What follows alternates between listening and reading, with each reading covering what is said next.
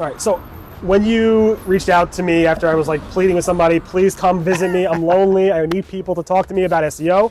You talked about a few topics that you wanted to bring up. Yeah.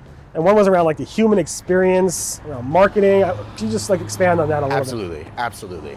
So, no secret, I've been working with the most recognizable brands in the world for quite some time. It's truly a blessing to be working for BrightEdge and to be enabled to support your recognizable community brands, like the ones that are truly driving the consumer experience, where we all purchase from, where we all turn to for our information. And as my experience over the last half decade with BrightEdge has evolved, you start to really understand that there's a true shift in the digital experience going on.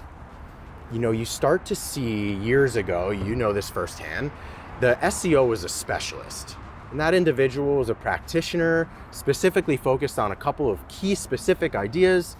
Maybe this has to do with chasing algorithms or optimizing the web experience to perform better, or maybe this has to do with creating content, or something really hyper-focused in how you're going to drive web performance. Right. And you're an ally and an asset to the development arm, to the greater marketing ecosystem, but kind of like the black sheep.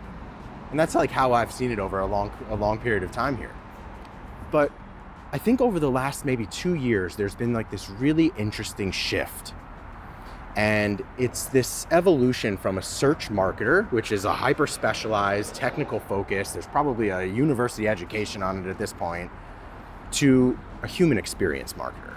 And this is that shift from how are people consuming content on the internet to how are people consuming their lives?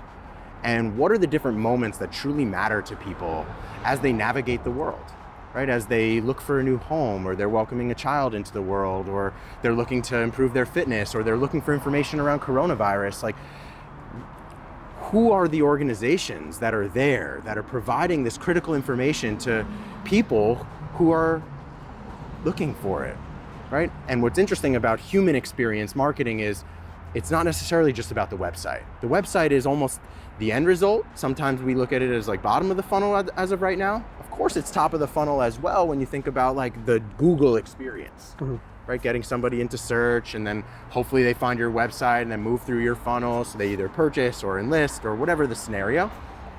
But as well as I know, I think Rand Fishkin just posted about it yesterday, which is like 2/3 of all content is never even seen on the internet. I don't know if I believe that. Rand.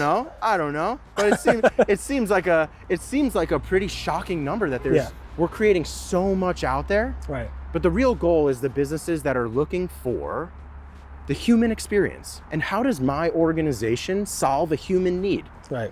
And now there is a very obvious intersection with search marketing. Right, a very obvious evaluation from content research to positioning a web experience for a highly qualified and engageable user experience, like all of those things. But if you put the human at the epicenter of the decision-making process, it eliminates a tremendous amount of challenges and bloat and emotion and all these other things that have typically driven a lot of business decisions, especially when it comes to marketing. Right. It's interesting you bring this up. I remember having a conversation right before COVID. I was in DC to interview Matt Cutts. Cool. And while I was there, I actually interviewed 2 other SEOs. One was Sarah Teach. I don't know if you've seen this interview, and she was basically talking about something somewhat similar, not exactly, but kind of writing content with the thinking about the human, reaching out to specifically the human, not to say things like your user, but like speak about the person's daughter or their son. And when you write the content like that, it not only helps you have that relationship with that customer, and also touch on like an emotional level, but also helps Google understand who you're really trying to reach in an SEO perspective. Yes. So it's very interesting that you two have that kind of perspective on that. Yeah. But you've been doing that your whole life. If you think about it, that's what you are. I mean, based on talking to you for the past, 10 minutes or so, it's like how to really talk to a human and really understand their needs, and maybe not even understand their needs, but understand what they're really looking for tomorrow, or what their goals are, and really connecting with that on a human level, which is pretty interesting. Yeah. I say it's my unfair skill set. It's like if you were to say like, what is your strategic advantage as a professional? Right. My ability to just relate to somebody, to be a good listener, and to truly figure out like, what is the goal? What's the next step? What are we trying to achieve? And like, what a critical thing as a search marketer to truly have always playing in the back of your mind. And this is actually the skill set in the conversation, like quite passionately so, like, you know, to all of my customers, whether it's for my agency, whether it's for BrightEdge, whether it's you're meeting somebody new, you know, like it's this critical need for me. It's like where my passion stems from is, can I get somebody else's light bulb to go off like this? Can I see some of the most recognizable brands on the planet take this, what I said, some little guy from Long Island, and apply that to the way that they represent their products, their services, their solutions? You know, I have a lot of these campaigns in my history with BrightEdge. Global campaigns that we all have been part of, that we've all recognized, like go-to-market strategies, product development, research and development, like everything that you can think about within this digital ecosystem. Like, I like to think like a small part of my rhetoric, a small part of like, you know, what I have passionately to educate on is introduced. And that's what I see over a long period of time, is this change, like a true fundamental shift in the way that organizations are thinking about a human. It's no longer a number. It's no longer, you know, a revenue driving component of the business. It's a human community. It's a partnership. It's being part of this lifelong experience as a human, and where does my brand intersect occasionally into this person's life? No one brand is part of your everyday. Maybe a hospital brand, like maybe a brand hopefully not, right? Like hopefully not, but right. Where do like the every brand that's on the road, how do they grab a small piece of your attention and then a small piece of your wallet? Right? Like one company like that is Google. I mean, they're 100% always there, right, all the time. So your perspective is, when you are doing SEO in terms of that, is really thinking about those touch points. Yes. And always optimizing on some level on those touch points. And what is interesting about me is, like, not only am I a strategist working for BrightEdge, you know, that's not really your practitioner level. Right. You know, I'm evangelizing search marketing. I'm educating search marketing. You know, I change the lens as often as I possibly can throughout the digital mix, and to try to apply search marketing mentality to every craft and skill set within the organization. But my true goal of all of that was to become a practitioner. You know, you have to walk the walk eventually. Yeah. I can't talk to the organizations that I talk to with confidence and like actually know that my prescription is going to yield without applying it myself. I always joke around because I do a lot of writing. I'm like, I talk the talk. Oh yeah, I know. I don't walk the walk. But of course, you know, I get it. I write the blog, I write the content, I optimize the code and stuff like that. I know this stuff, and you have to really you don't have to be a coder to know this stuff. Exactly. But you need to get your hands a little bit dirty, hang from those cliffs, and make sure you can actually hold on a little bit longer. That's exactly right. Get to the top. So the next thing you want to talk was about adapting technology. Yeah. Let's talk a little about that. Yeah, so like you're seeing a huge advent of this. You know, there's no secret that there's been this crazy wave of startups. Yeah. You know, this has happened, let's say, over the last 10 years. You know, it's been this just incredible saturation of technology. Some of the organizations that are available now are literally driving our human experience. Like, no pun intended, it just came to me, like Uber, for example. Right. That's a technology first, differentiating organization that has enabled people all over the world to be able to conveniently, safely, securely move about the cabin of life, you know? Like yeah, I remember that joke that, like, back in like 20 years ago, your parents would be like, never get in a car with somebody. Never go in a car with some random person, and never post anything about where you are on social media. Yeah. And now you do exactly that, but it's changed everything. Nobody thought that would work, but it does. It's so true. And you know, I'm in a very interesting place, you know, like I watch BrightEdge. It's a very successful SaaS organization built on the human experience, like built on the need to satisfy the search marketer's needs to do discovery, to identify recommendations and opportunity, to use big data to drive business decisions. Like BrightEdge was built on SEO first technology and development. Right.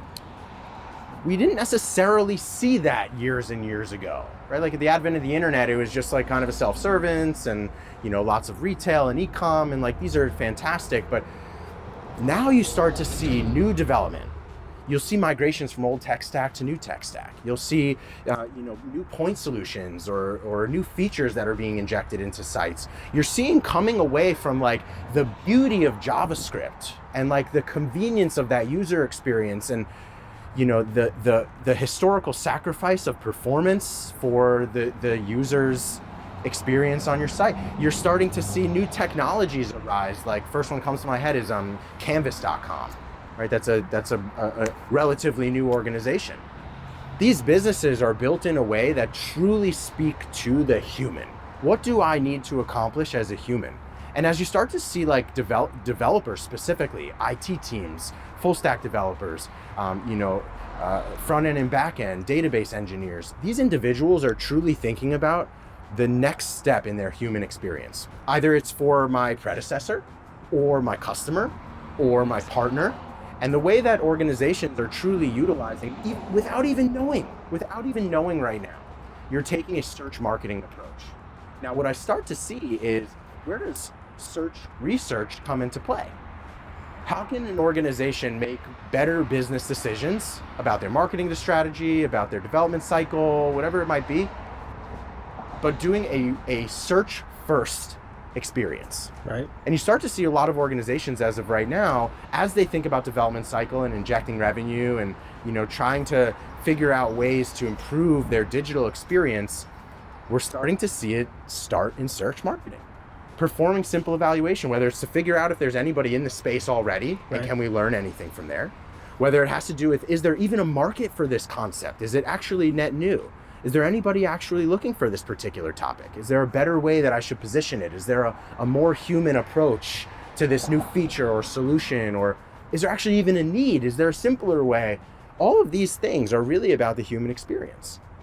So I'm seeing it a lot. Is it happening as much as I would like to see? No. But I think it's at like this advent, right? It's like, as organizations become savvier and they look for their own unique way to drive value into a consumer ecosystem, there are a couple of key points where search marketing is taken into consideration. And now you'll start to see, and my business partner at Cause of a Kind is a perfect example. That's an SEO first full stack developer. It's right, like not usually something that you would see together. Right. And you're starting to see so much more of this now, where developers are taking a step back. They're not just like robotically executing on the task. They're coming away and thinking about their own human experience. Where's the right spot?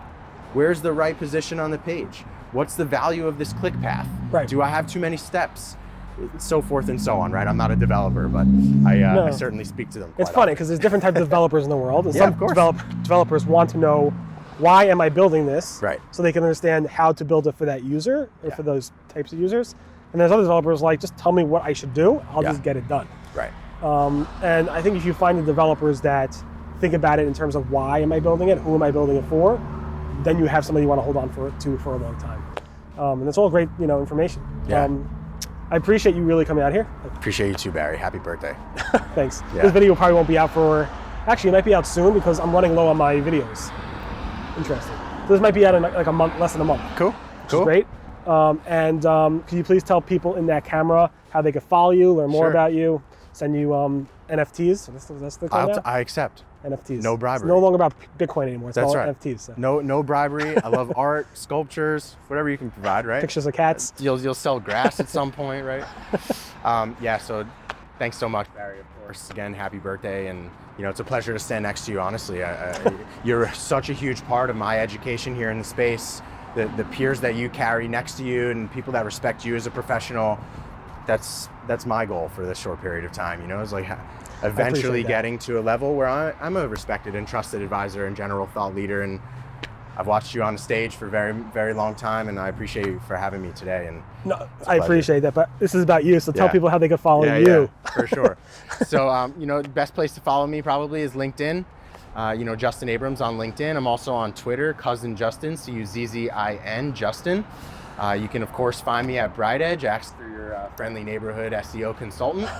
And last but not least, I'll plug my organization, Cause of a Kind. We do everything within the digital mix, from development to television and commercial to anything within the digital space. Thank you so much. I appreciate Thanks, it. Barry. And just for a disclaimer, no NFTs were traded for this No conversation. NFTs were traded. Completely free. So thank you. Thanks again.